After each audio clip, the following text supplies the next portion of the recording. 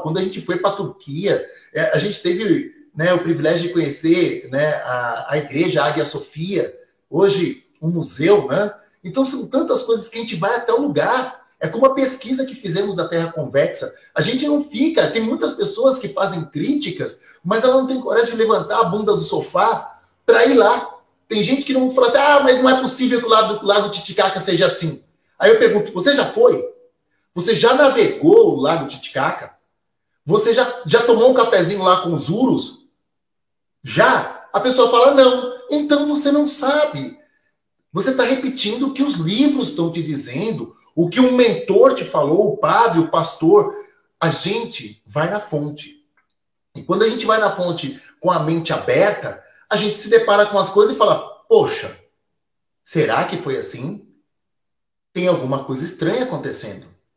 Faz um resumo para a gente rápido, assim, em 5 minutos, do que foi dito nas outras lives, para o pessoal que está chegando agora entender mais ou menos o contexto da sequência desse estudo que estamos realizando aqui para nós. Na primeira nós falamos um pouco sobre as evidências ufológicas na Bíblia, e pegamos desde lá de Gênesis, e fomos atrás de coisas estranhas, né? Manifestações, poderes sobrenaturais. Nós falamos sobre alguns artefatos, como o cajado de Moisés, né? O cajado de Arão. Falamos sobre a presença de naves, né? Carruagens de fogo, e fomos vendo assim que a Arca da Aliança também parecia ser um artefato, e a gente foi seguindo na história, né, do Antigo Testamento, né, sobre esses episódios, chegamos aos profetas, falamos sobre o cativeiro na Babilônia, né, falamos sobre Daniel e os contatos que Daniel teve, falamos sobre Ezequiel e a carruagem de fogo, Elias, falamos sobre Moisés. A gente chegou no Novo Testamento. No Novo Testamento a gente foi falando sobre a chegada de Jesus, e veja bem, a gente não está ali se prendendo ao texto bíblico, mas nós estamos partilhando experiências e informações que nós já tivemos dos nossos parceiros, né? Que a chegada de Jesus realmente sela um novo momento na história, e ele apresenta um Deus completamente diferente do Deus do Antigo Testamento. E a gente entendeu, né, que esse Deus do Antigo Testamento eram aqueles Anunnakis, e comparamos, né, toda a história de Gênesis com os escritos sumérios, né, que conta a história, né, da Gênesis, da presença desses Anunnakis que vieram e enganaram a população, escravizaram a população. Muito bem, aí no Novo Testamento a gente chega em Atos dos Apóstolos e vimos toda a situação de Paulo. Vimos que Paulo, ele ali com Estevão, quando ele autoriza a morte de Estevão, Paulo ele estava como que passando por um rito de passagem. Paulo, a gente entendeu que ele foi preparado pelo GO para semear a confusão, né, no meio dos primeiros cristãos da igreja primitiva.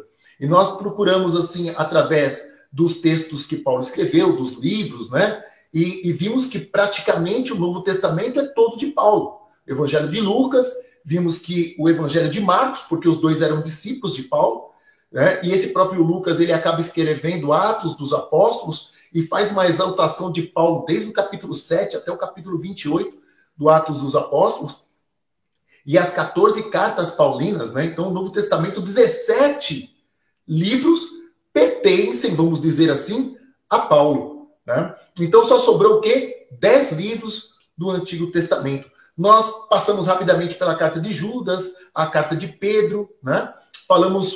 Não falamos especificamente de João, porque nós vamos falar do Apocalipse no final. No final, a gente vai falar sobre o Evangelho de São João, que ele é diferente, as 3 cartas de João, e vamos nos deter ao Apocalipse. Essa é a nossa programação. E hoje a gente quer falar o quê? Desse período, né?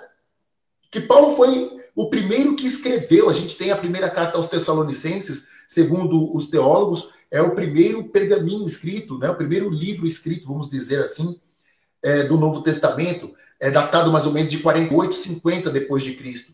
E depois vem as outras cartas, datadas ali do ano 70, 80, ano 100, né?